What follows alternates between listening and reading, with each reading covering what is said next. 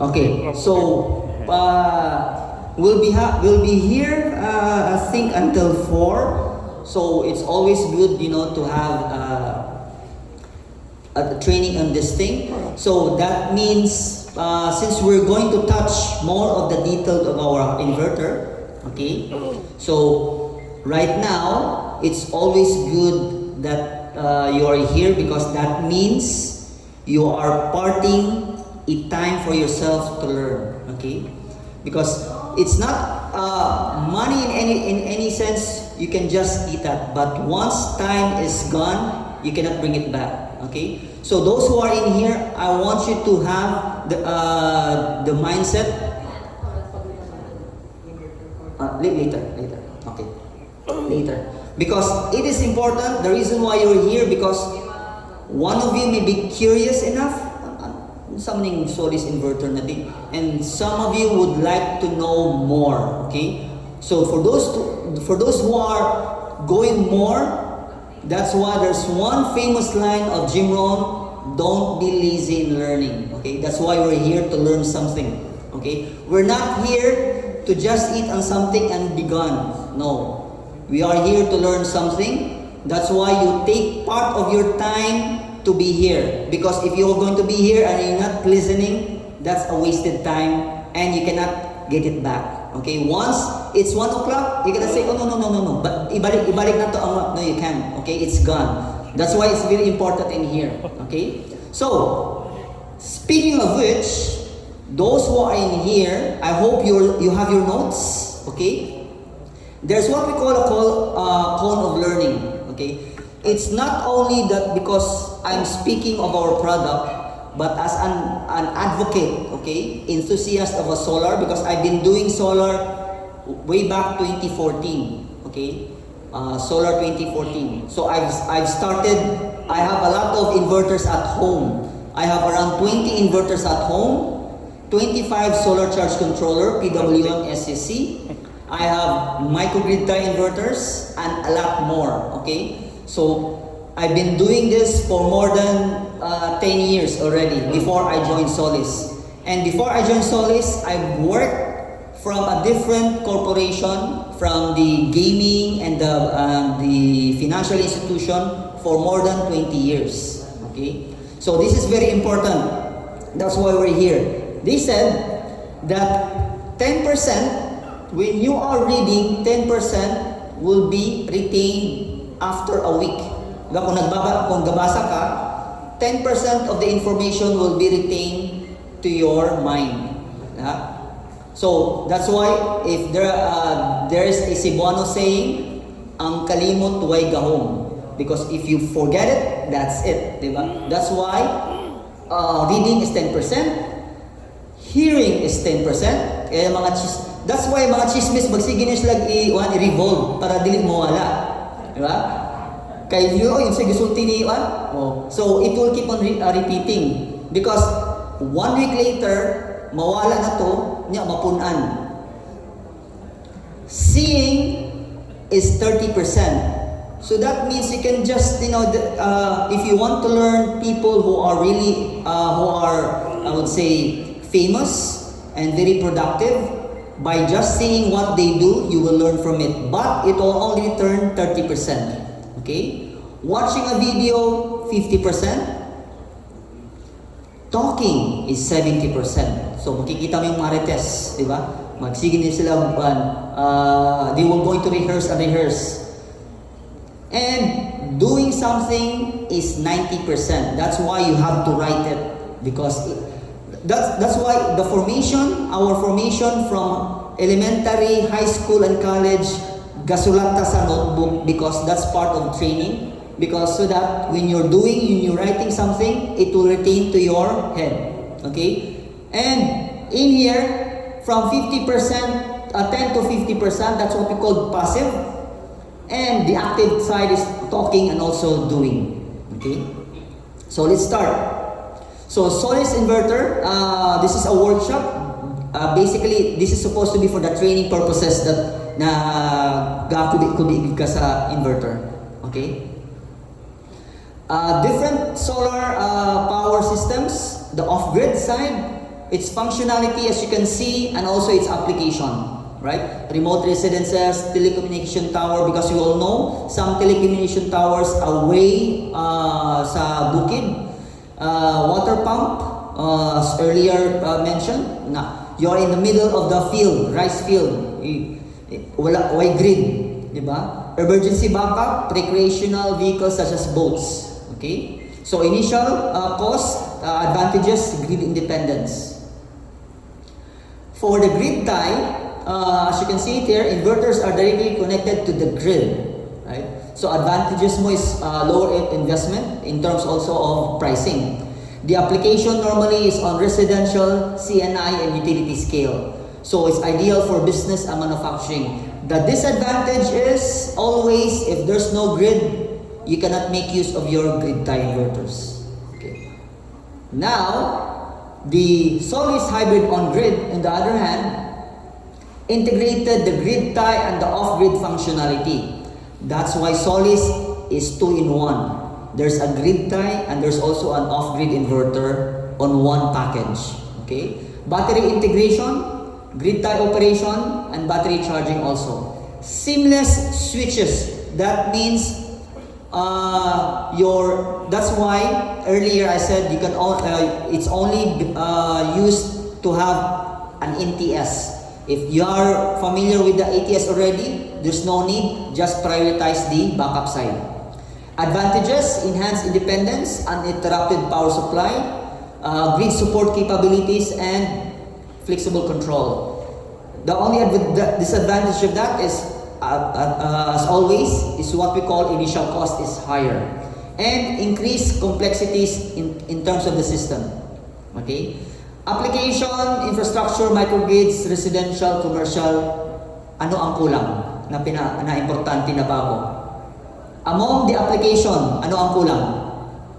Who can answer one?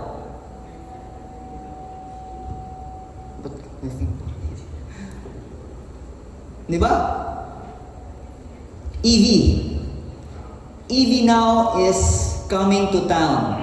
So if you have the application, now you can make use of your EV to charge the hybrid to charge your EV vehicles. Okay? So I did not put that there because I want people to think that may kulang. So that's why you have to write it. Okay?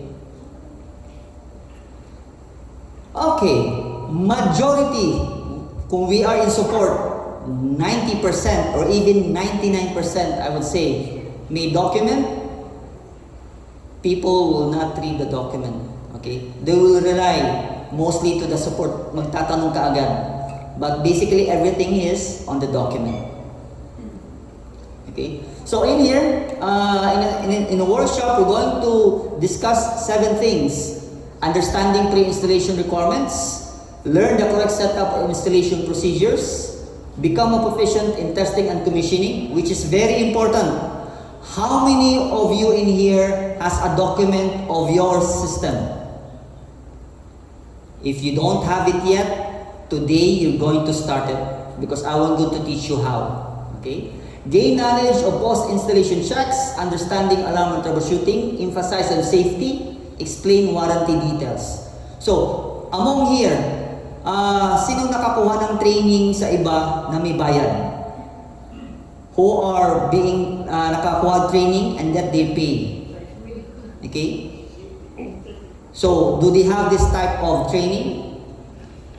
If they don't, you have to demand. That's why in here we give it for free. We started it in Manila, and also we're going to drop it down in Bacolod because we value the customer, right? Because it's not like in here na kliyente ka tapos gatasan ka pa karon ka so that you will learn how to install. In Solis we don't. That's why we are customer centric. We want to help the users to properly install our system. Okay? So some product introduction which we did, hybrid on-grid product lineup, introduction, what's in the box which is very important, and installation procedures. Okay?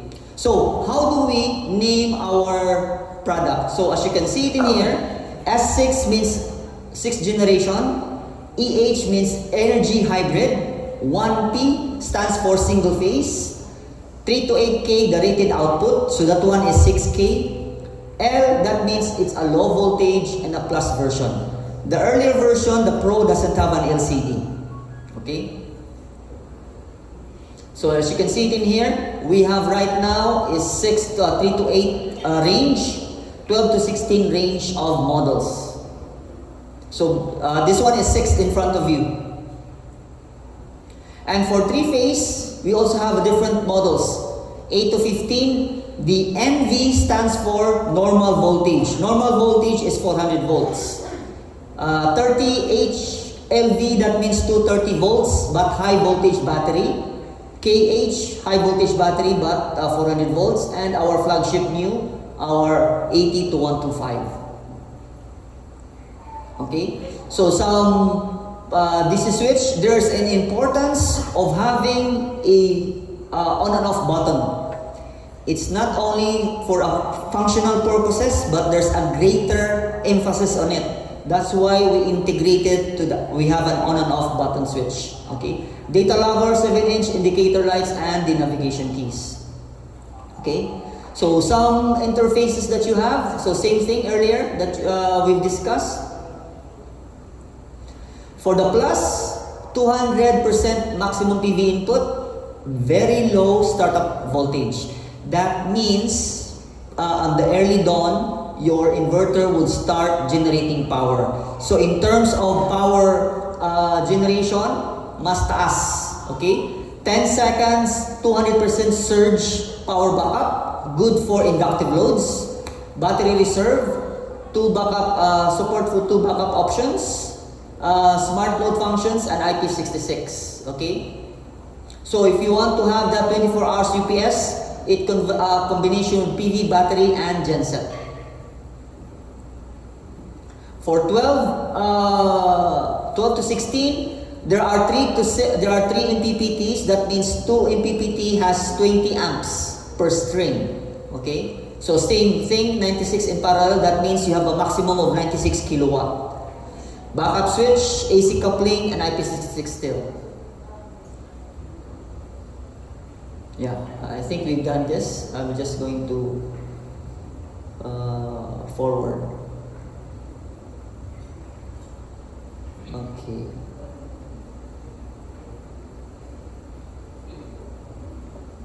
So because we've discussed this earlier on the product. Okay, some important things. So when you want to design, the most important thing is the data sheet. Okay, in anything that you do, you need to get a hand of the data sheet so that you'll be able to understand what you are facing. So in here, that means for the 5 and 6 kilowatt, the recommended maximum PV array is 2x, but the maximum usable input power for 5K, that's 8. For 6 kilowatt, 9.6, and 12.8 for the 8 kilowatt. So that only means 9.6 is the maximum usable, but the 40% is for weather compensation. Next, maximum input voltage, that means the VOC. So your VOC in here should not go beyond 500 volts. So if this one is around 49, that means 500 divided by 49, that comes up around 10. So you can only have 10 maximum in series. Okay? Maximum input current, that means IMP. So your IMP would only be around 16 amps. Let's going to pause in here because later on I'm going to show to you the importance of the IMP for the PV. Okay? So, maximum number of string, that means 2 MPPT and also 2 PV input. That means you have per MPPT is only have 1. Compared to 8 kilowatt, that means 1 MPPT has 2 PV input. Maximum charge and discharge, this is very important because sometimes you need to tweak based on the capacity of your battery. Always check the standard charge and discharge of your battery before tweaking this up. So that's the maximum.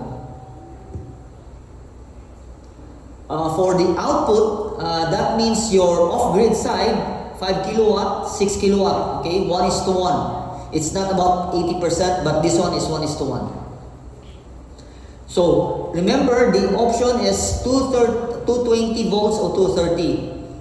But I would recommend always choose the higher, 230 volts. Because the higher the voltage, the lower the current that you have. So that's why you have 22.8 and 21.8. So 1 amp difference.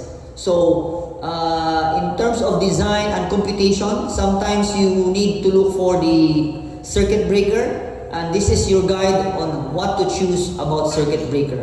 Okay? Gone are the days that you have to compute. Everything is already on the data sheet and manual. Input voltage range, that means it can dance or sway in terms of voltage 187 to 253. But remember, since that is a grid tie, if your voltage drops to 190, the inverter will not have a problem. Asa ang problema?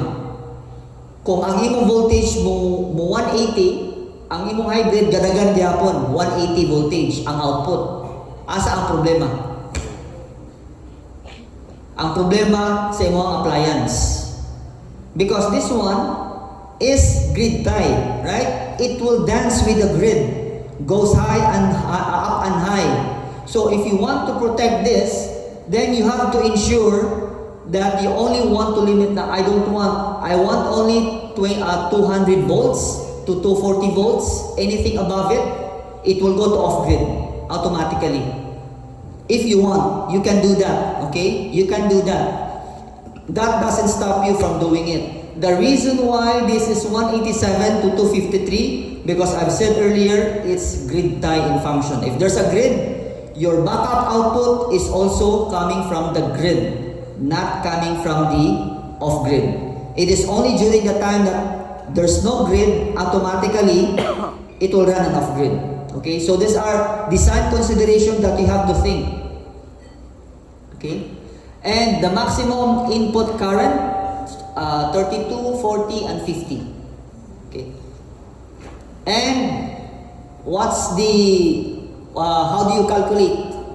If you have this 32, 40, and 50, you're going to place what on top of this? You don't want to buy a 32 amps. Diba? Kaya kung maabot ang 32 amps ay yung mga maximum input current, what will happen? It will trip. Mag-trip na siya. So, unsa may imong idugang aron sakto ay imong design.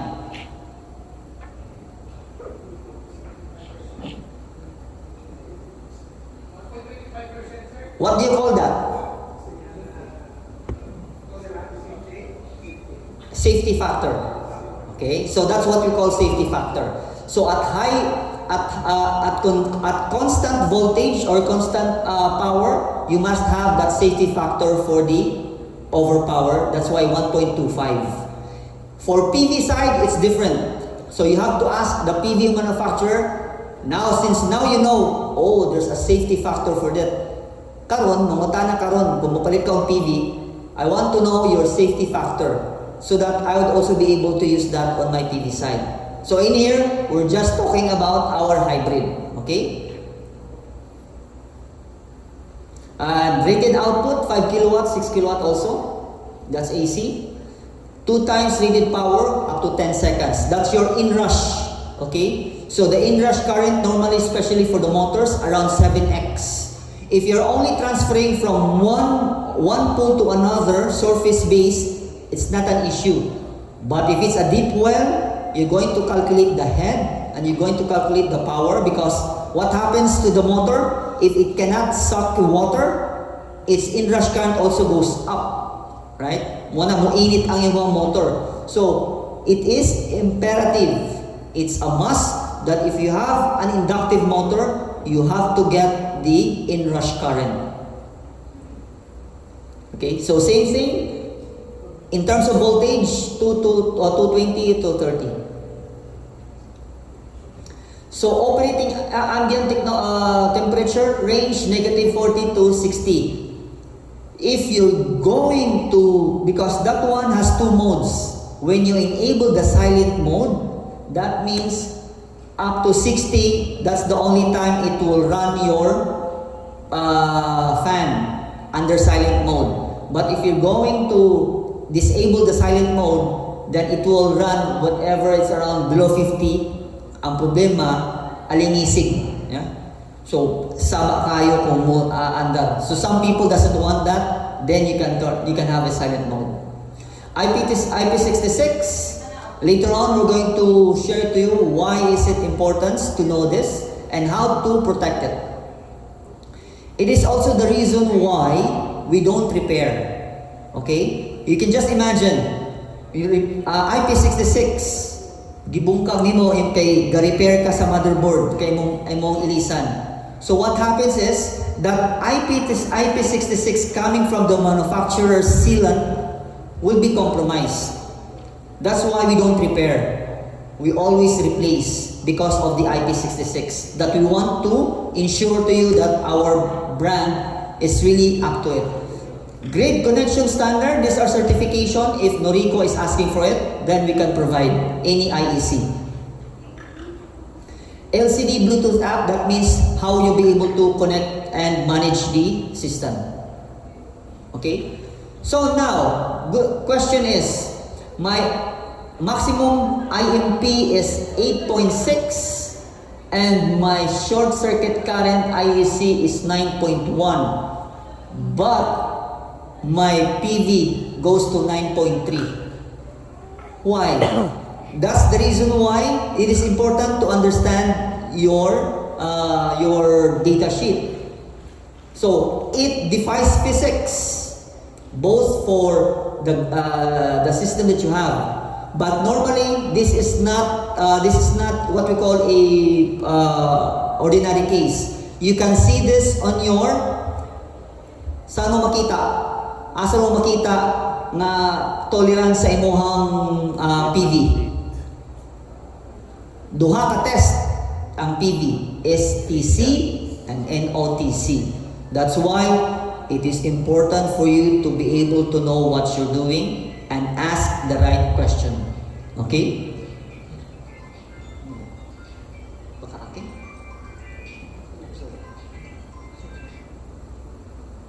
Sorry about that. So, now the question is, on what specific instance that this will happen? Because if this happened, this happened way back 2018. Okay? Grid tie na ako has the maximum only of 9 amps. IMP is 9 amps. Okay? Going back, itong IMP na ako 16, right? So, since mula pa siya, ang inverter mo shut down. Kay taas ang iyang current. So, it's overcurrent ang iyang detection. So, mo shut down. My first grid tie inverter nga tarong is INVT. I'm using my INVT inverter. Mo shut down siya. So, the question is, on what instance this will happen? Okay. So, just to give you an example, this one is in Baguio. Okay. So, we all know sa Baguio, fog, then kalitog init. So, that means, what happens? Bugnaw ang imuhang PV panel, and then suddenly, if there's a huge amount of light, because this happens around 1 o'clock in the afternoon. So, bugnaw kayo ang imuhang panel, and then, very intense ang light sa irradiation coming from the sun. So, that would really shoot up your power, and it will shut down your inverter. So, that's why you need to get the tolerance, especially during the computation. I don't know if there's a place in here that bugnaw ang lugar, maybe in the mountainous area. So those are the consideration. But if you are in the city, normally it's just a cloud edge effect, madali lang. But this one is it can sustain in Baguio. Bugnaw ang lugar, init ang adlaw. So it really shoots up. Okay? So those are just an example of what are the effect when you are really properly doing the data sheet and computation. So some standard connection, generator backup grid, okay? So you can do that slave 1 to 5 for the single phase, Later on, we have a parallel setup before we're going to touch. Okay, so some knowledge check, three main typs, for advantage, okay, primary function, IP, yeah, because this is really a workshop, okay. So I'm just bringing it in here. Pre-installation checklist. Sino ang kinsa may naay pre-installation checklist here during commissioning, right? So if you don't have it yet, now is the good thing to start. Starting now, not tomorrow, but now. You have to recall everything, okay? Because by failing to prepare, you are prepared to fail, diba? That's a very common, kumbaga naging cliche na siya in terms of planning, right? Everything. That's why the most important thing when doing electrical works, pinaka-importante doing electrical works, what's the most important thing under electrical engineering? Na? Safety? Yes, pero napamang ka sa planning stage. What's the most important thing? Single line diagram. Okay?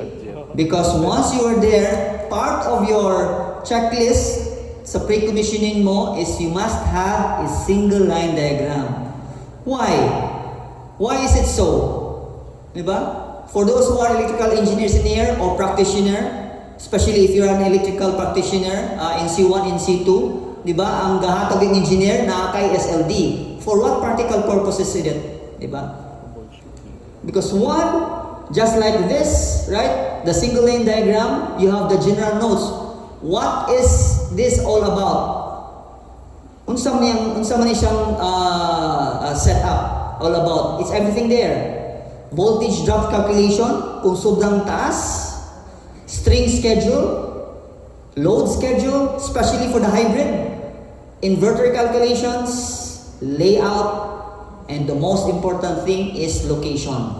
As I've always said to all training or discussion that I have, do not overstretch yourself.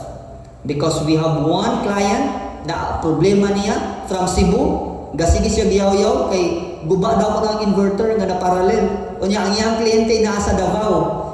Ang iyang likramo, nahurot na ako ang ginansya ni sir nga sige hadto sa Davao, di ba? Only to find out pagpangutana namo na ba kay SLD? Wala. Di ba? They always blame our inverter. So the team flew to the Davao, check. Sus Maria. Ang gigamit niya siyang battery nga nakaparallel nga 8. Can you imagine? 8 WG, di ba? Susik makag-ampawa na. Unya, mo na magsigig trip kung mag-online kay wala dahi naay problema sa grid mismo. Wala niya mo-audit. Okay? So that's why this is very important. Do not overstretch yourself and make sure that you have this.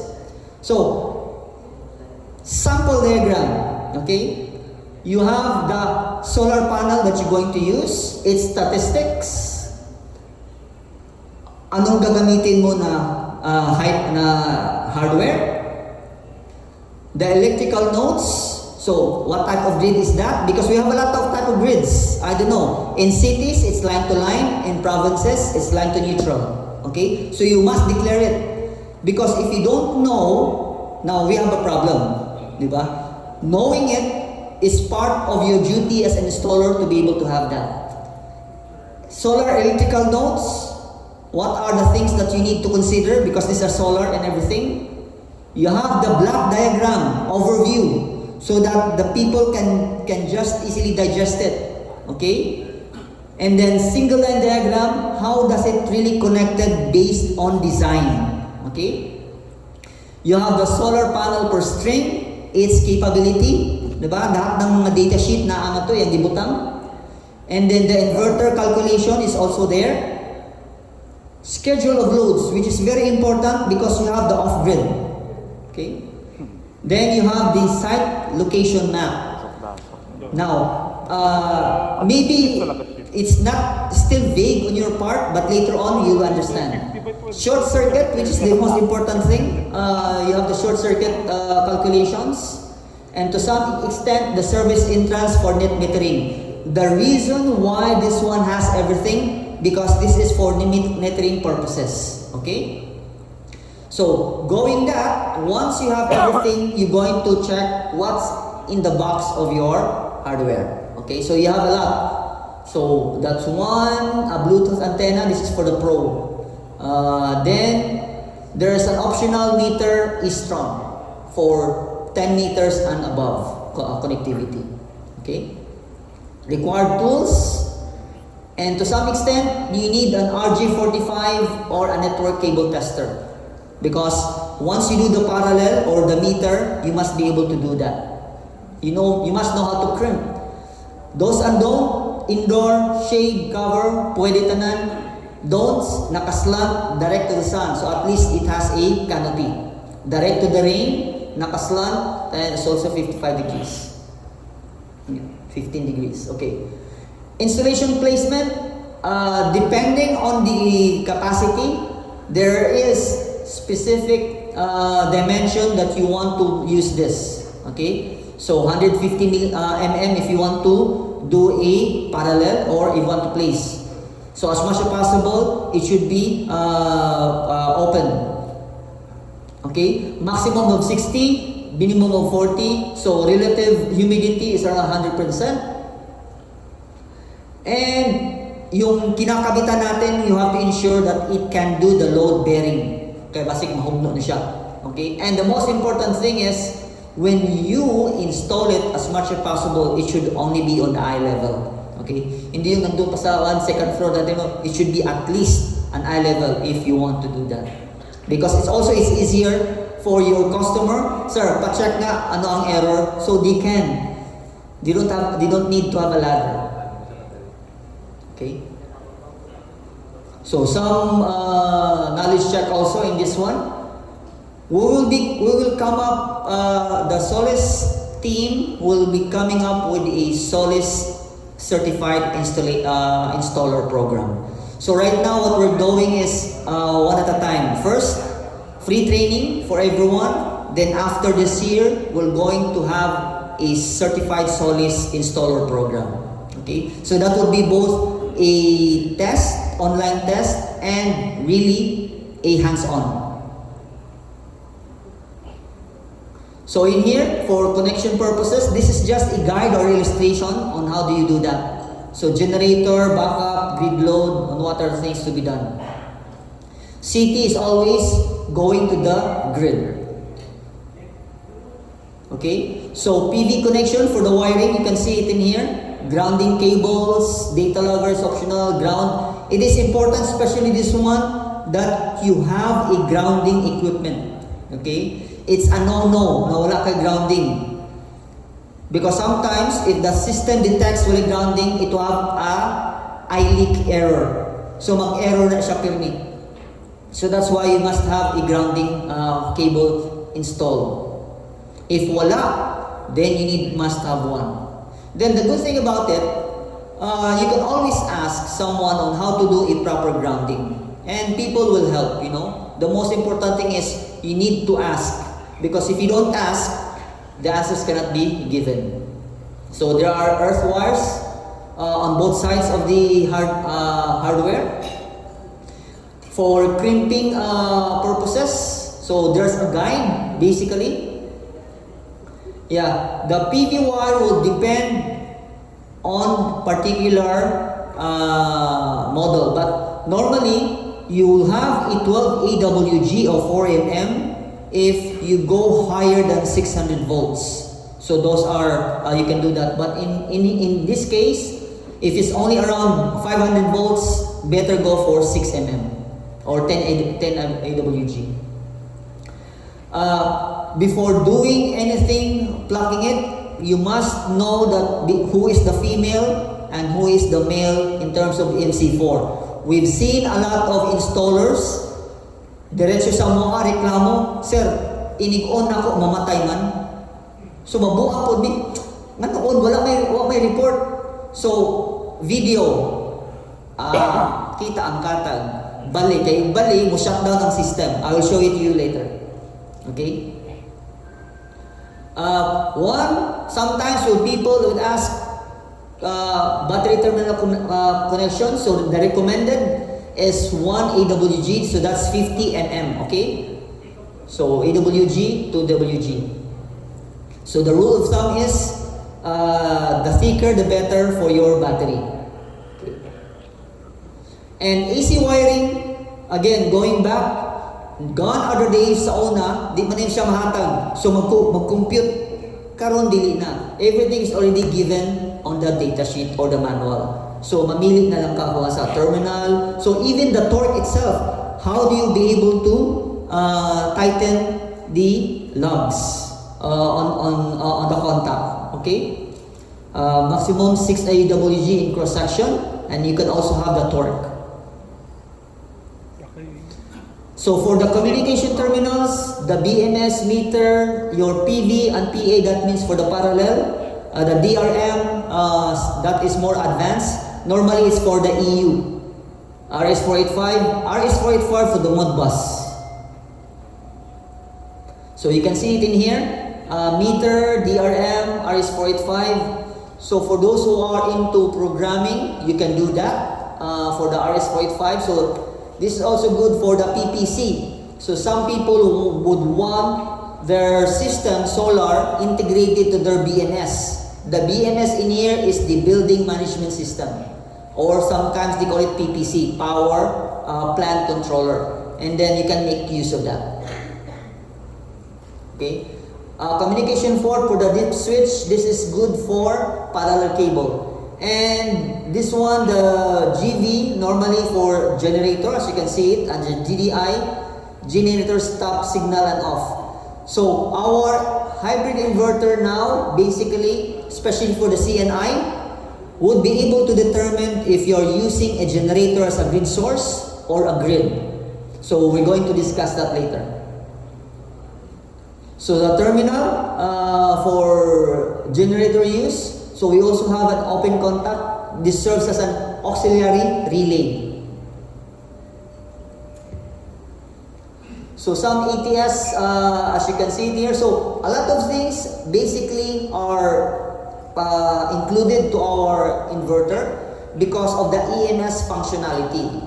Gone are the days that you need to buy a different type of EMS to be able to communicate between your generator and your grid tie inverter.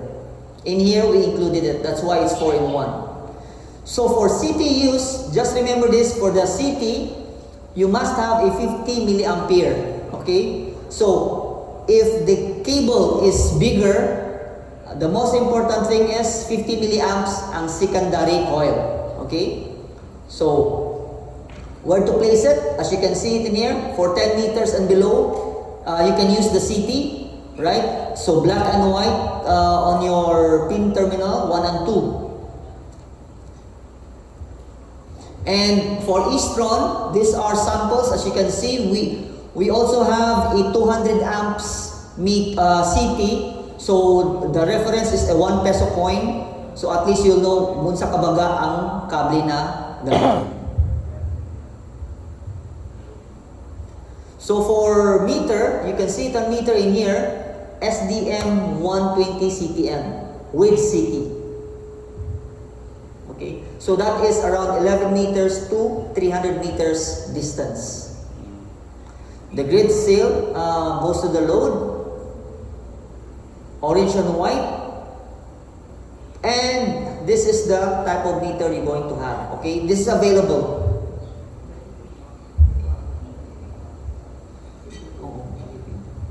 So if you need a 250 amps, you can see that bigger also. So there's also a reference point, 20 peso coin, that you can also available in the market. Okay. So for CAN bus, especially Puston basically is already certified. All you need to do is under the lithium battery side. But if you want to have like a DIY, then ensure that this one, the CAN L and the CAN H, is correct so that it can be able to communicate with the hybrid Okay, so the hybrid will read your BMS. It's not the other way around. It is the hybrid that will adjust based on the BMS parameters. It's not the other way around. That's why, pag maguba ang imuhang BMS, maguba ang battery because now it has no reference, it will overcharge your battery. We're going to discuss battery more details later. Okay, battery temperature, to some extent, there's one, depending on the model. So our main LCD is here for navigation and also indicators. So for the indicators, you can see that power, operation and flashing and alarm. So if there's a amber alert, then you can see that it's flashing. So if it's off, that means no issue. Navigation keys, just escape, up and down and enter. Very simple. So in here, that's your main navigation system, the plant, alarm information, system settings, and professional settings. We're going to discuss it. Okay. So under plant, your home, so plant information, this is the navigation, what's inside. So the plant information is, inside of it is the PV, battery, the grid, the load, and more inverter serial and software version. These are important, especially the more if you're going to parallel later. We have that. Okay. Alarm information normally is about, the alarm information is current and historical. You can see it. System settings, you can see it here from storage mode, battery settings, smart port, grid port, parallel settings, and basic settings.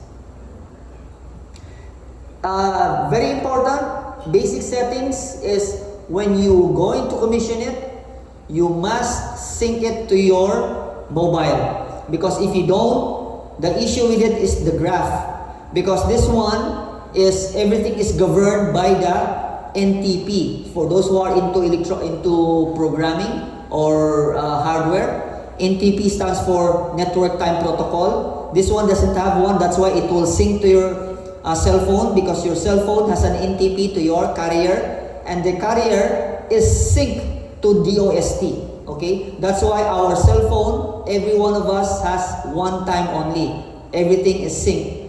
Every 5 minutes, sync to the DOST. Professional settings, so that's function, protection, device, compensate, and other advanced settings that needed. Okay, so some knowledge check in here. So if you want to answer it. So now after that, so everything pre-commission, you're going to test and commission your system, which is very important. So here you have two types of function: self-use,